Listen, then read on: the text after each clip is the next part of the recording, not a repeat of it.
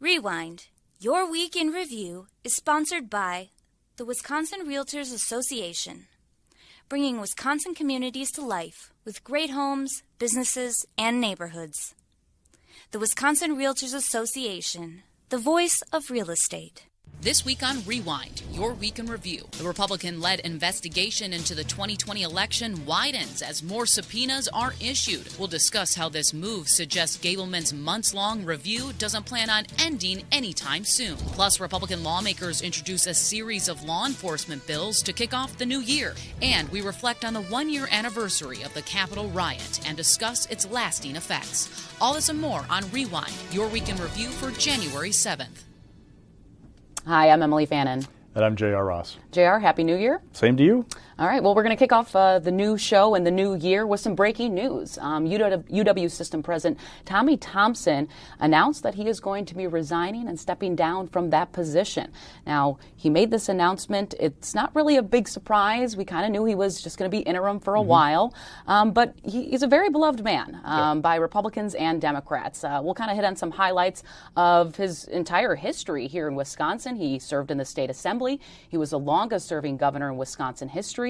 He also served as the Health and Human Services Secretary and, of course, became UW System President July 1 of 2020. Now, this announcement, JR, comes on the same day that a committee is meeting behind closed doors to start selecting some finalists to replace Tommy Thompson. Talk a little bit about how that process will work out. So the expectation is that they will select the finalists today, notify them, and those finalists will have sometime the next week to get their affairs in order before they release publicly. With Tommy, we always knew that this was an interim post. He was, as Evan Manady said, the region president, the right man at the time. Remember, there was a failed search for a replacement for Ray Cross, and Tommy kind of helped the university save face, but bringing this beloved figure in Wisconsin politics to come lead the university, a university he loves. He's a graduate of the university. It's worth noting his resignation letter starts with, "I love Wisconsin." Yep. Tommy is the biggest cheerleader for the state I think we've ever seen. But this does two things. One, Tommy announcing he's leaving now, makes sure that there is like this one last round of attention on Tommy Thompson because he gets his well-deserved accolades for stepping up and doing this. And two, this new president, whoever it's going to be, is not going to be in Tommy's shadow when he or she is announced because Tommy's going to be kind of on his way out. That helps that process because it's a steep learning curve, and you've got to try and learn that job with Tommy Thompson like over your shoulder. That'd be kind of tough to do. It clears the way for this transition, and he's graciously leaving now and kind of helping that be a smooth one. And in his letter, he also kind of touted his impact on the COVID-19 crisis. Of course, whoever steps in next, we know the pandemic's not going anywhere too, so that'll be a tough job to tackle whoever the next nominee might be. Also, some breaking news that we're going to highlight right now is State Senator Kathy Bernier, a Republican from Chippewa Falls, announced that she will not seek re-election. Now, she is one of the outspoken Republicans that has called for Michael Gableman's election investigation to end. And it was also a few weeks ago she made a Twitter post that said something along the lines that right-wingers are asking me to step down. I'm going to take some time to consider. And right now, just a few minutes ago, she made the announcement, JR. So what does this, I guess, mean for the Republican Party as we're seeing a lot of people not speak out about, debunking conspiracy theories and et cetera? Well, Bernier was elected to the Assembly in 2010. My impression has been she turned 66 in April, I believe. I think she's been wanting to retire for a long time. I think she was going to announce earlier, but this pressure she's received kind of made her say, I'm not going to make you think that you pushed me out the door. It's not because of Michael Gableman or anybody else that she's leaving. She had wanted to do this for a while. In fact, I heard that she was done during the budget process this summer, that she'd had enough of this place. It's worth noting that she's the second state senator to say not seeking re-election. Jonathan Bach is the other one. There are now 7 members of the Assembly who are going to either retire or seek other office.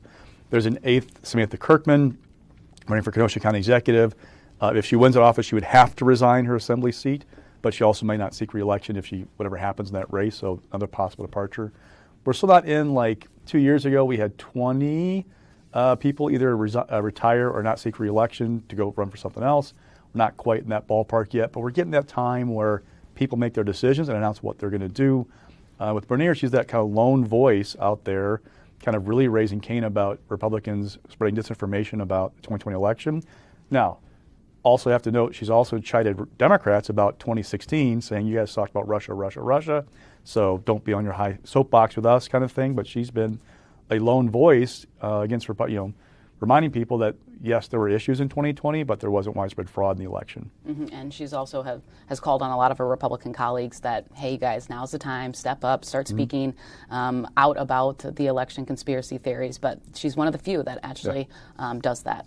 Now we're going to move on to kind of a saga of the latest in Gableman's investigation. We're going to start kind of with the newest information that, JR, you actually broke this story first, is that Speaker Voss, Assembly Speaker Robin Voss, signed an extension, more of a verbal an extension with Michael Gableman, and we knew because by the end of last year his contract was up, so we didn't know if he was going to get more money. So we're learning a little bit more details that we know for sure he's going to have a few more months to work on this. But Voss requested him to kind of produce some recommendations from his report by February to start drafting legislation before session wraps up. This is a quote from Speaker Voss that he says, as mentioned previously, we never anticipated the number of lawsuits from Democrats to stall the progress of this investigation. A lot of Republicans and Gableman has said, these lawsuits are kind of hampering his entire investigation, that he can't, the subpoenas right now are pending in court, whether or not they're going to be valid or not. So let's also just read a quick quote from Hintz before we get into this. Hintz said, it's pretty clear it's not about what this investigation produced. It's about continuing to promote the big lie and have an endless investigation that implies that there was wrongdoing and to fan the flames to make insinuations that flat out have been proven wrong. So, JR, like I kind of started off this topic, you broke this story first. No surprise here, right? That we knew was going to go on much longer. No, so a couple things. The original contract was signed in June between Gableman and Voss. There was an amendment signed in August. There wasn't actually an end date in the language of those two documents, but there was this budget that we got that had a little note that said the funding ran through December 31st of 2021. So I am not a contract attorney, but what Gableman's office told me was the original contract included a provision allowing them to reach this verbal agreement to extend it. So now the questions I have are, it's going to be extended. Robin wants these recommendations by February. He didn't say when he wants it to be done. Mm-hmm. So when is this going to wrap up? Let's go with the timeline. We're waiting for Judge Lanford from Dane County to issue her ruling about the subpoenas. The Elections Commission, we have a briefing hearing in January 21st on the whole thing about trying to detain the mayors of Green Bay and Madison unless they comply. Briefing schedule means weeks of briefs. That'll take us well past February. There is going to be the latest depositions or subpoenas to the Elections Commission are February 18th, I think, for a deposition.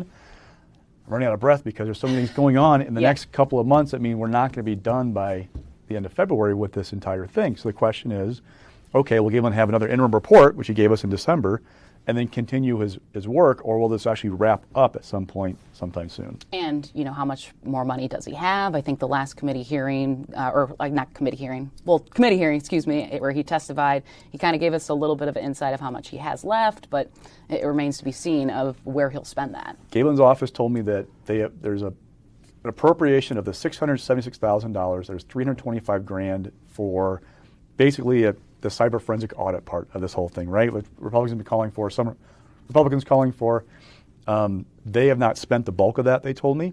So that's still there to be, they're trying to find the person who can do this analysis. So we know that's still there. I don't know if they have the power to move money around because it was just a kind of an outline budget. I don't know if he's bound by that. But he has said before he may seek more money. The question is how much, and will Republicans be able to give it to him? And, we kind of leaded the show that we have no idea when this investigation is going to end. And we know that his investigation is widening because this week he also issued even more subpoenas. Now, those were issued to the State Elections Commission and some municipal IT departments. And Gableman is seeking, once again, testimony, meet at my private office in Brookfield behind closed doors.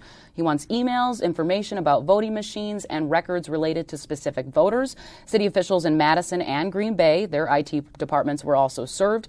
And Gableman's requesting from those officials voting machine serial numbers, information related to software updates on computers, and any communication with Dominion voting systems. But both cities don't actually use Dominion. So when I spoke to Ann Jacobs about this, she once again, it's not, a lot of these officials have called these very broad. She once again looks through these, say these are bizarre. In a direct quote, she says, "It's as if they have no idea how to craft a subpoena to actually look for anything. I'm just perplexed by it." And the nature of that quote is because he's seeking thousands, potentially, once again, millions of documents, because it's any and all information between, I think we have almost over 1,800 election officials in Wisconsin, and Ann Jacobs was telling me he wants communication between all of them, dating back all the way from January 2020 is what Gableman wants. Yeah, I mean, their government records, the question is there anything that's too broad? If it's a government investigation of a government agency, is there anything too broad that came up during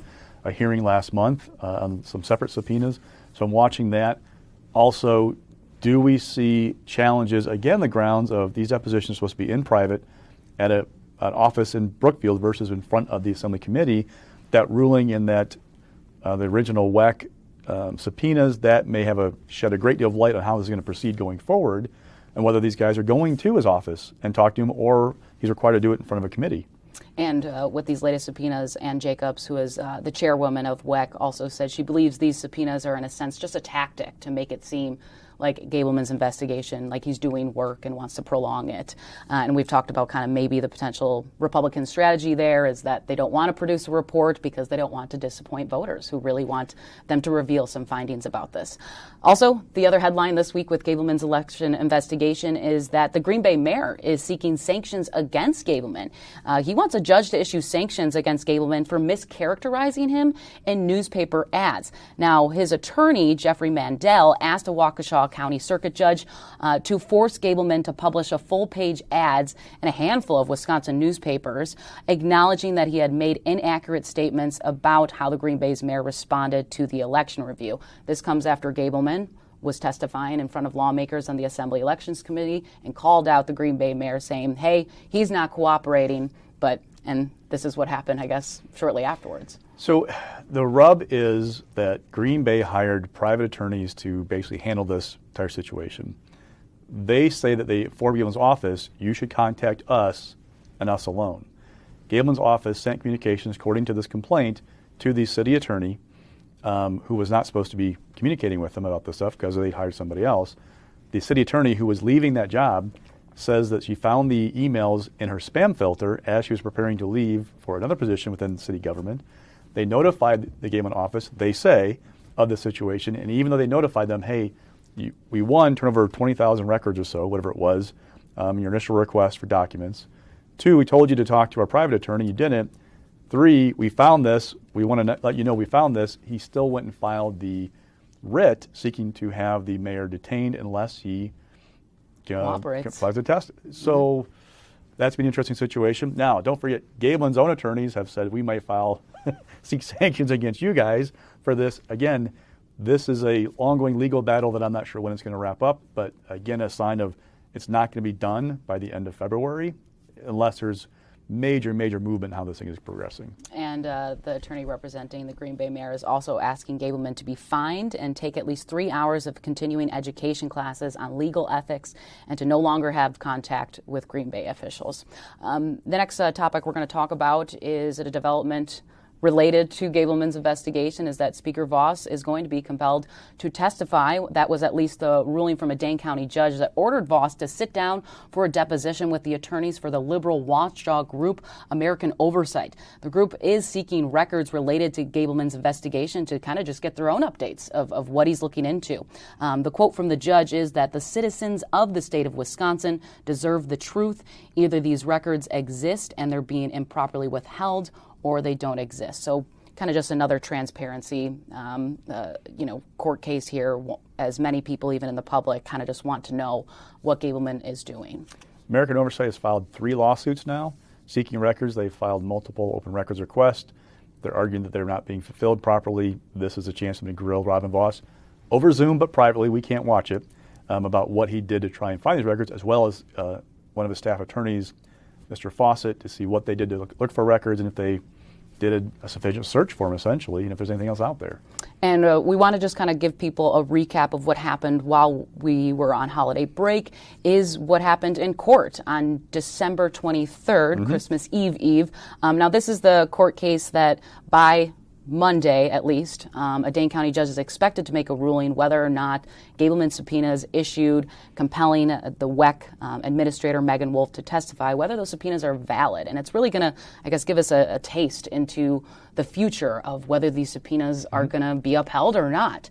So what happened there is, just to recap, the Wisconsin Department of Justice is representing Wolf, and they're requesting a restraining order, arguing Gableman lacks the authority to force Wolf to testify in private instead of the Assembly Elections Committee. Now, attorneys for Gableman, they filed a motion on that day to dismiss the lawsuit and argued Gableman is operating under the authority of the legislature's Assembly Committee on Campaigns and Election. Let's hear a recap of that court case and the arguments from both sides. This case, it's our position, should not have needed to have been filed. The statutes that govern the subpoenas here are particularly clear in what they require, and they require that any testimony to be taken by the legislature must be before a legislative committee or before that body. And this is 1331 that we've discussed in the briefing. It was our hope upon receiving these subpoenas that this defect in the subpoenas could be resolved amicably before resorting to the court. If these subpoenas were sought to be enforced, as they are in Waukesha County and other places, they can defend. Now, that defense is based upon a 2/3 vote of the agency, all right? Because it may very well be that at least a half of the commission wants the agency to comply with the subpoena. Well, that's all they have to do, is comply with the subpoena. And understand, these are not personal documents of the administrator or any person involved. These are government documents of a government agency in conducting government business that they don't want to disclose.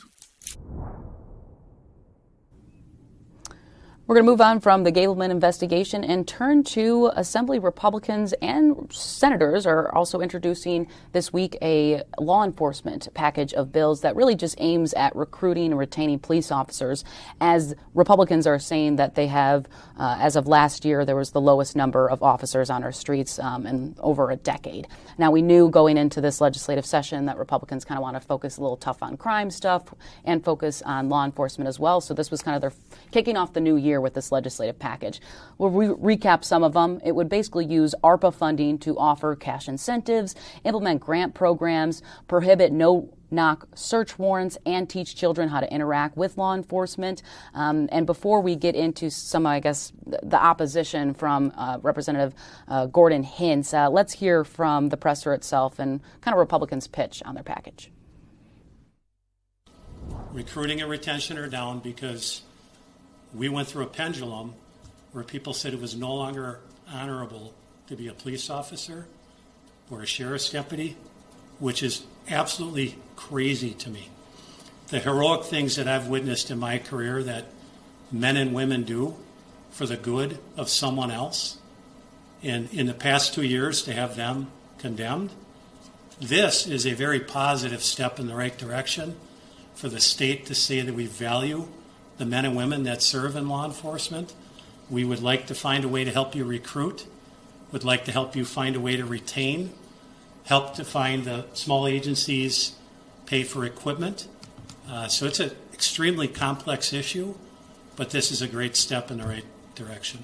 If people are not happy with the law enforcement services that they receive today, allow the recruiting and retention issues to continue to get worse, and then we'll have the conversation in 5 years and see if your happiness is worse or better. Representative Bourne says the total package is going to cost about $25 million in ARPA funding. He says he's confident that COVID-19 relief could be used for this purpose. And he also kind of resisted, as some Democrats are saying, well, why not use the state surplus? You have so much access there to, use that and spend it on your priorities. Yet this is another package of bills that they're requesting, hey, Governor, let's use this for this. But we know the record there that the governor doesn't want to give Republicans any victories per se or sign any of their legislation because he has full control over these federal funds. This is more messaging than anything else. I don't know if the federal government would allow the ARPA money to be used for law enforcement recruitment, essentially. But you have this kind of roundabout argument between Republicans and Democrats of we have a surplus. There's more than $1 billion sitting there in the general fund, or will be at the end of this biennium, according to projections. There's $1.7 billion almost in the rainy day fund. We have general purpose revenue to spend on priorities. The issue, though, is the federal government requires you to qualify for the federal COVID money for schools to maintain your share of spending on K-12 education to get that K-12 money. Every dollar you spend on anything from general purpose revenue to spend more money on education, it increases the cost significantly. So Democrats say spend state tax dollars. Republicans say that's too expensive because of what the federal government did. Let's spend ARPA. Democrats say, well, you've got all the state money. Why don't you spend it on that? And oh, by the way, the governor says he's allocated the ARPA money to where he wants it to go. He hasn't spent all of it. Mm-hmm. Another chunk comes in next year, but he says he's allocated it. So he's not going to give them any kind of say-so in how it's spent. Besides these bills, we had another one this week that wasn't part of the crime package that would give community grants from ARPA to address carjacking, essentially. Also remember at the end of December, there was a move to give prison guards a pay increase, right? But not as much as Evers wanted to give them, again, through state tax dollars. Mm-hmm. There's another bill introduced this week that would use ARPA money to pay for prison guard raises.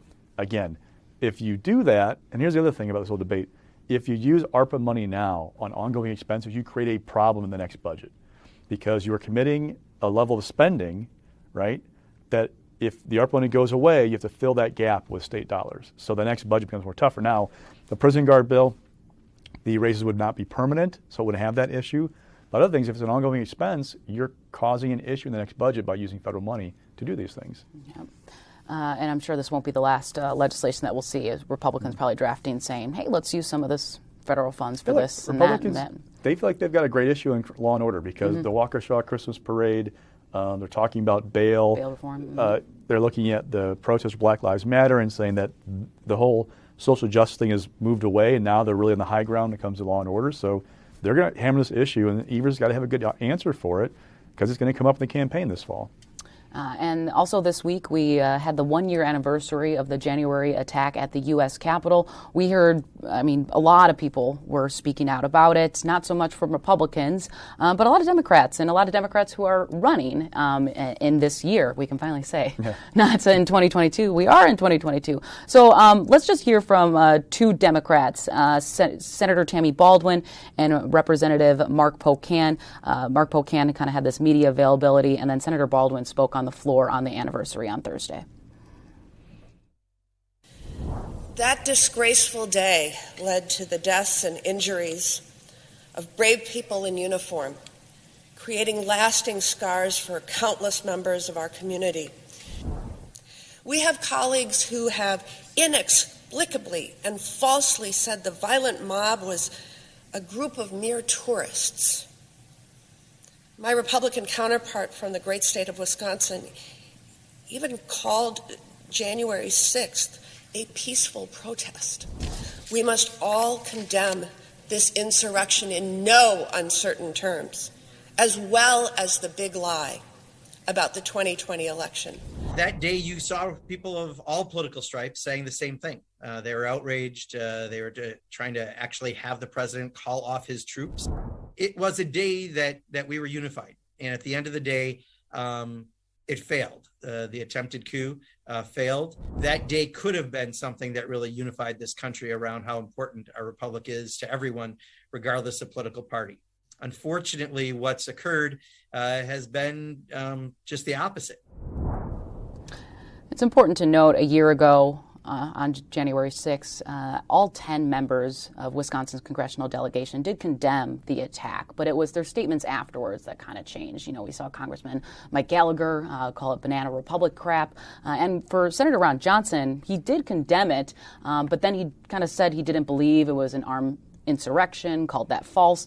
The statement that we got was from his senior communications advisory on the anniversary that said Senator Ron Johnson immediately and repeatedly condemned the violence that occurred. He believes the American people deserve a full and accurate account of what happened. The spokesperson kind of gave a detailed account of how Johnson is trying to investigate on his own what happened, but of course there is a bipartisan select committee that is in charge of investigating what happened on January 6th. Some other prominent Democrats that we heard from was Lieutenant Governor Mandela Barnes, who is seeking to unseat Ron Johnson, which is unclear if he's running again. Mandela Barnes said, "This isn't a Democrat or Republican issue. This is an issue of respecting and defending the fundamental values of our country in which it was founded on. It is an issue of patriotism." So, no surprise that we didn't hear much from Republicans, but Democrats really just kind of spoke about the lasting impacts of January 6th and what we'll have on our future elections. Republicans want to move on and focus on Joe Biden and the problems that he's having, because that is fertile territory for this fall for them to bring up and run on. Worth noting that Sarah Godlewski started a digital ad hitting Ron Johnson because while he, a spokesperson said, Ron Johnson also made comments basically saying that he saw some good there. The people who stormed the Capitol, that they love their country and they didn't think they would commit a crime. There's a digital ad hitting him on that. Brad Pfaff, who's running for Congress in the 3rd District, he's knocking Derek Van Orden. Because remember, Van Orden was at the rally that preceded the charging in the Capitol. He has said that he left before people went to the building, or when the craziness began, and he was not on the grounds. There's a picture that suggests he was on the grounds, but not in the building. Anyway, the fact that he was there, used campaign funds to pay to get there, that's going to be an issue for him. Democrats want to disqualify Van Orden as a candidate because of that. I don't know if these events are going to be that big a deal this fall for voters. I mean, people particularly vote on their pocketbook, right? How they feel about their job, their taxes, their kids' education, the environment, if it's going well for them, how they feel about things. I don't know how this issue plays this fall, or if people go, you know what, that's too much for me that this person was at this rally that preceded what happened. And we also saw from Alex Lasry, a Democrat running for U.S. Senate, he, on the eve of January 6th, released his own plan to kind of strengthen American democracy. Godlewski, like you mentioned, kind of launched a digital ad also calling out Ron Johnson. So we only have a few minutes left, JR. Let's get to stock picks. Rising this week, Brian Blanchard and Thomas Peruse. Thank you. So look, 2 appeals court judges unopposed for new 6-year terms on the ballot. They were also unopposed 6 years ago, ran last time. It's no surprise, really. Between 2016 and 2021, only 2 of the 12 appeals court races that had incumbent judges were challenged. So it's just another free pass for them. Look, these are sometimes difficult races to find challengers for because they're not very high profile. Other than the Milwaukee County-based 1st District, they're all multiple county districts. And it's really a different kind of judgeship. You are basically reading legal briefs and researching law more than you are having oral arguments or like running a courtroom. For some people, it's a stepping stone to the Supreme Court or to run for the Supreme Court, but it's a different kind of judge, and sometimes we just don't want to do the job. So you see a lot of people unopposed for another term. And mixed is former Congressman Sean Duffy, who formally announced that he is not going to be seeking a run for governor. And we've talked on the show before. He basically went radio silence after President Donald Trump tapped him, saying, "Hey, run, Sean, run." This is not a surprise. I mean, I talked to him. He said he took the holidays to talk to his family and pray about the decision and go through like the logistics of it. He felt like he could run and build a campaign, but you're talking about he's got 9 kids. A lot of them, the youngest one is 2 years old. A lot of them are in school in New Jersey now because they have moved to New Jersey. His wife, Rachel Campos Duffy, is hosting a weekend show on Fox News. Sean Duffy is working at a lobbying firm, also doing being a contributor to Fox News, fills in for Tucker Carlson once in a while. They've got a nice gig going. Yeah, he's busy. It's not just the idea of they still got a cabin up north. I mean, residency is not a problem. It is the issue of uprooting your family, moving back to Wisconsin, his school, running a campaign, governing, he said, and being away from them for some period of time to do that. He said his priority is his kids, which you hear a lot from candidates who's passing a run, but there was a serious logistical challenge there. Now, the question is two things. One, how does this impact the Republican race for the nomination? Rebecca Clayfish is still the only person, high-profile name, who's in the race, who's actually like building a campaign, doing that blocking and tackling, they call it in politics, to win the nomination. Launched her first TV ad this week, although it was like $5,000 on cable, trying to knock Tony Evers about school closings. We have Eric Hovde, Madison businessman. He's still a possible candidate.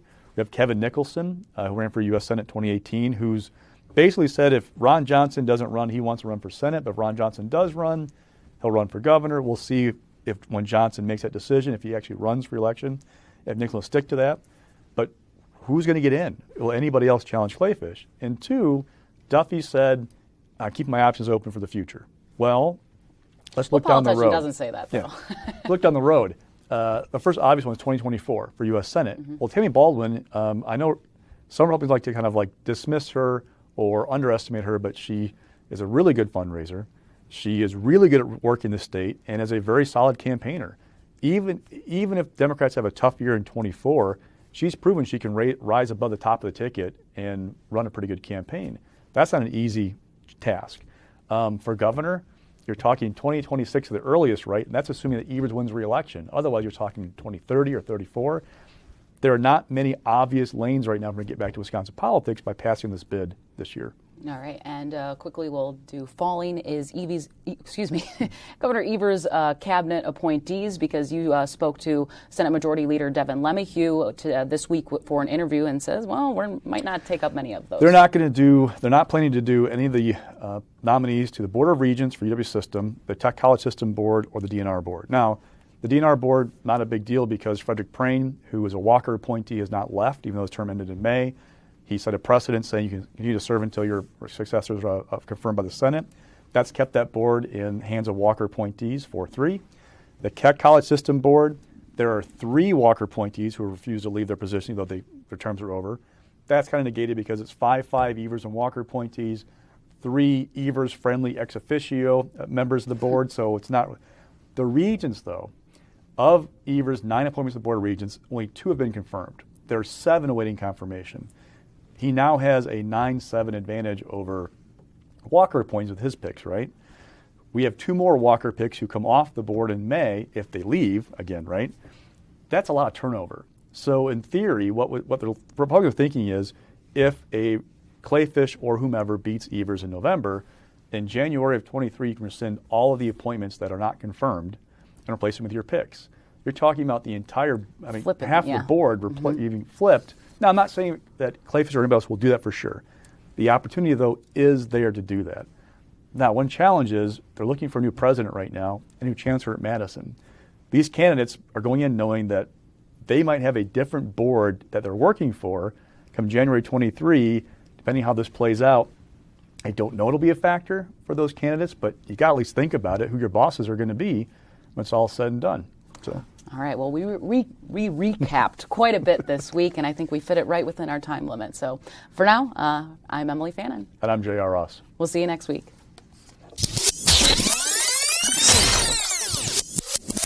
Rewind.